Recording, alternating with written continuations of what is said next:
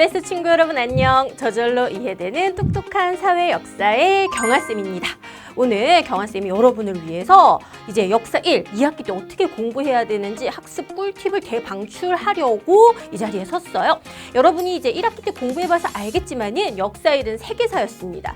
많은 친구들이 이제 한국사에 관심을 가지고 초등학교 때부터 뭐 한능검 시험 준비했던 친구들도 있고 책이나 만화책 같은 거 많이 읽어봤을 텐데 세계사 좀 낯설다 라고 해서 공부하기 어려움을 느꼈던 친구들도 있었을 거예요.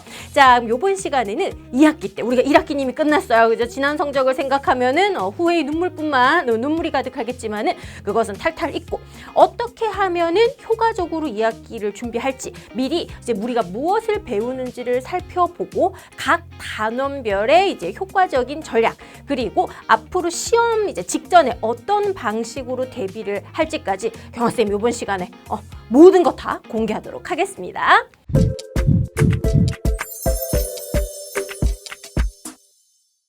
자, 일단은 우리가 1학기 때 배웠어요. 1학기 때 이제 문명의 시작부터 해서 배웠는데 우리가 세계사를 처음 배웠죠. 그래서 1학기 때는 탄생, 이제 인류가 문명이라고 하는 거를 만들기 시작하면서 근세, 대체적으로 17, 18세기까지의 이제 세계사를 배웠는데 이때는 좀 단절된 거. 그러니까 뭐 유럽이면 주로 유럽에서 이제 일어나는 일이라든지 아시아면 아시아, 그 다음에 뭐 아메리카면 아메리카 이렇게 해서 각각 지역별로 나뉘어진 역사를 주로 배웠다면 이제 19세기 넘어오면서 이제 교통과 통신수단의 발달로 교류가 이제 활발해지는 거죠. 여기서 끝나는 게 아닙니다. 그래서 뭐 팽창 정책에서 식민지 지배도 하고 배 타고 막 여기까지 아메리카까지 가고 그래서 1학기 때에 비해서 훨씬 더 세계사가 복잡하게 얽혀져요. 여기서 끝나고 유럽에서 끝!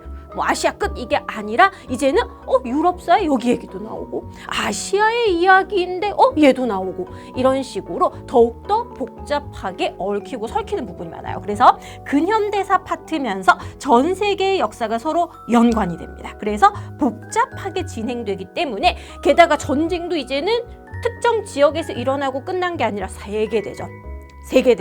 그래서 전선이 유럽에만 있는 게 아니라 아시아 태평양 전선도 있고 그래서 여러 가지가 얽히기 때문에 여러분이 여기 흐름을 잘 이해하고 가야지 아니면 어느 순간부터 뒤죽박죽이 되어서 이제 1학기 때보다 더 어렵게 느껴질 수가 있어요.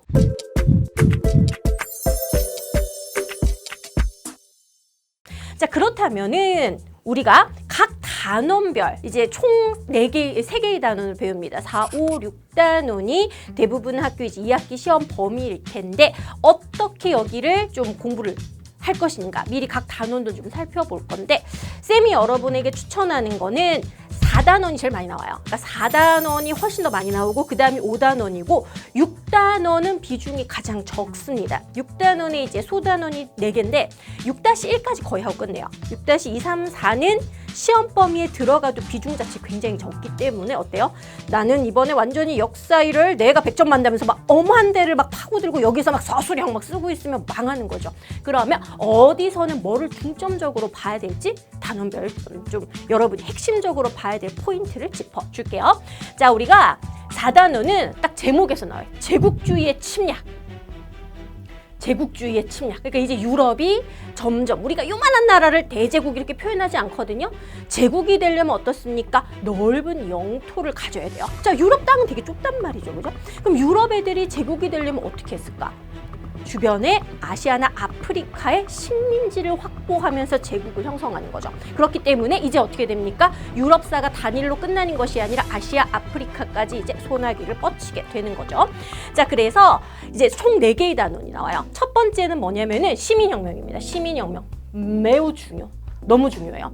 특히 이제 영국 혁명, 프랑스 혁명, 미국 혁명이 나오는데 교과서에 따라 영국 혁명은 빠지는 데도 있습니다. 아예 안 나오는 교과서도 있기 때문에 확인 필요하고요.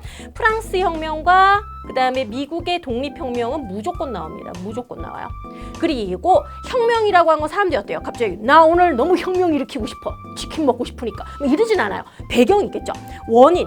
막 혁명이라고 하는 거 한 명이 막 들고 일어나는 게 아니라 정말 엄청나게 많은 시민들이 들고 일어나야 되는데 원인이 있을 거 아니야. 원인이. 그래서 시민혁명의 배경. 왜 일어났냐. 그 다음에 그 과정, 순서. 처음부터 어때요? 처음부터 막 루이 16세를 죽여라 뭐 이러진 않았단 말이죠. 그럼 혁명이 과격화되는 과정, 마지막으로 그 결과. 그럼 시험 문제에선 무엇이 포인트냐? 얘네 둘 배경과 결과는 서술형으로 많이 나와요. 그 다음에 과정은 반드시 순서 문제로 나옵니다. 기역, 니은, 디귿, 리을 바르게 연결할 수 있어야 됩니다. 거의 그렇게 나와요.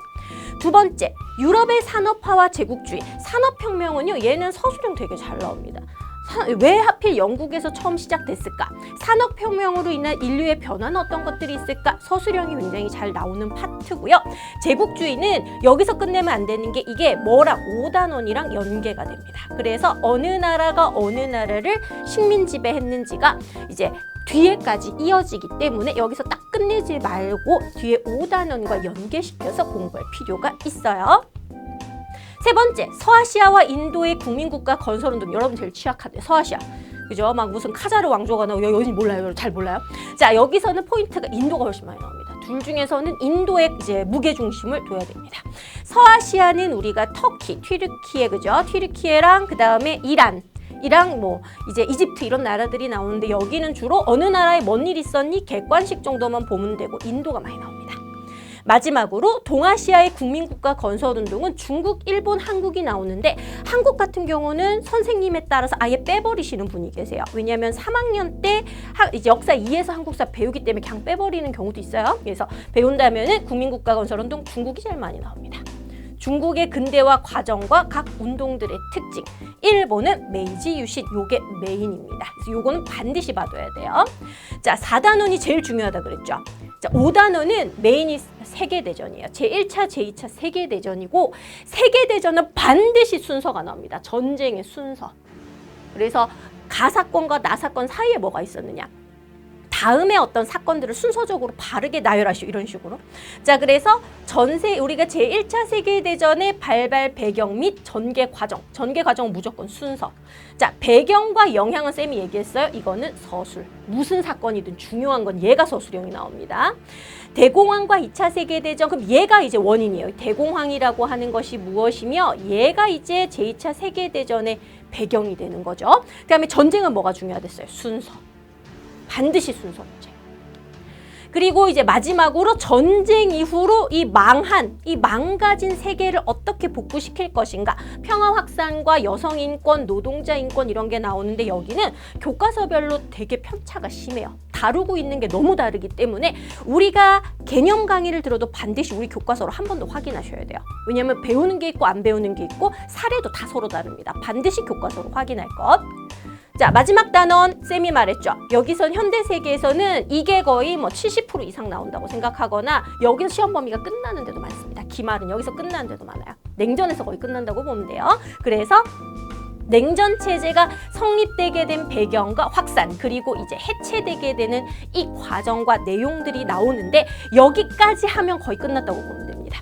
밑에 있는 뭐 세계화와 경제 통합, 그래서 뭐 이제 우리가 20세기 때 경제적으로 어떻게 변했느냐, 뭐 대중문화 발달, 세계 문제 해결을 위한 노력, 여기는 묶어서 시험 문제 출제 비중도 굉장히 낮고 서술형도 거의 안 돼요. 그러니까 이런 사건이 있었는데 이게 뜻이 뭐야 정도만 이해해도 충분하니까 여기서 막 열심히 한 친구들이 시간 낭비해요. 이렇게 할 필요 없습니다. 여기까지가 핵심이에요.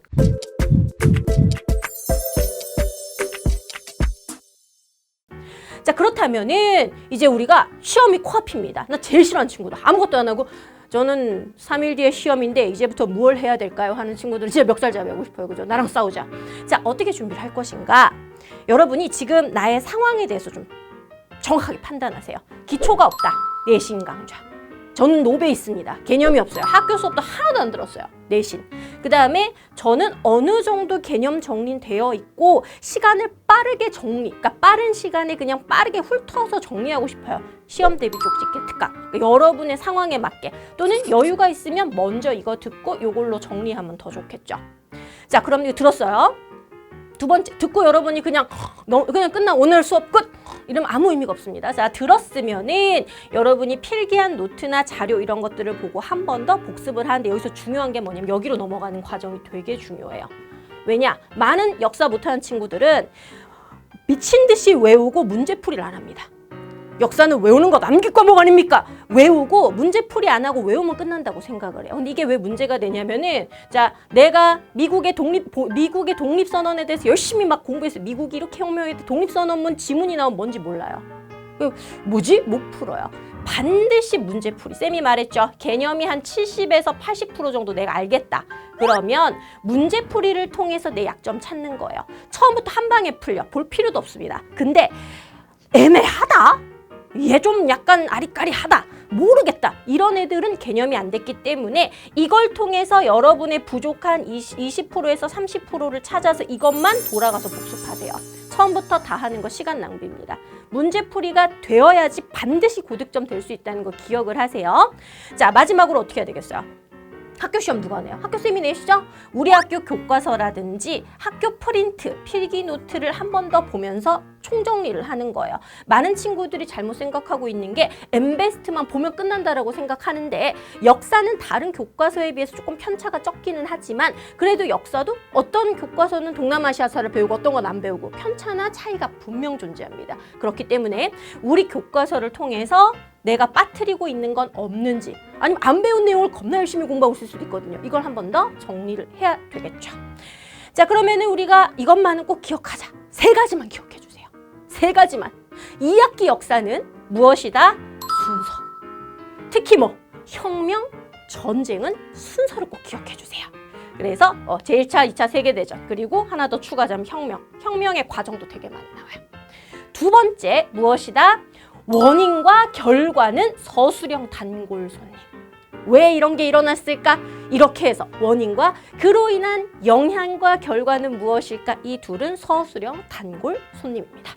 마지막으로 주어진 자료. 여러분이 교과서에 나온 지도를 봤는데 이게 어느 나라인지 몰라요. 색칠이 되어 있는데 못 풉니다. 그래서 교과서라든지 문제집이라든지 이런 다양한 지도 자료나 사진 이런 것들을 지도나 지문 독립선언문이라든지 인권선언문이라든지 사진 등을 해석할 수 있어야 된다. 이 능력은 특히 고등학교 가서 수능에서도 굉장히 필요한 부분이에요.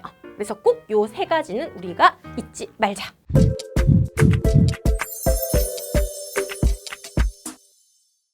자, 이렇게 해서 이번 시간에 경화쌤과 함께 우리가 2학기, 역사 1, 2학기 때 어떤 것들을 배우며 공부는 어떻게 해야 되는지에 대해 전반적으로 배웠어요. 여러분, 우리 엠베스트에서는 정말 뛰어난 역사 선생님들이 계시거든요. 이제 여러분이 맛보기 강의 들어보고 나한테 맞는 선생님을 찾으면은 다 실력이 검증되신 분들이기 때문에 반드시 여러분에게 좋은 성적 안겨주실 수 있는 능력 있는 분들이니까 그리고 또 공부하다가 모르는 점 있으면 더 알고 싶은 내용 있으면은 우리 엠베스트 선생님들에게 언제든지 질문 올려주세요. 우리 선생님들은 여러분이 100점 길만 걸을 수 있도록 도울 준비가 항상 되어 있답니다. 자, 그럼 우리 선생님들과는 강의에서 만나요. 대단히 수고 많았어요. 안녕.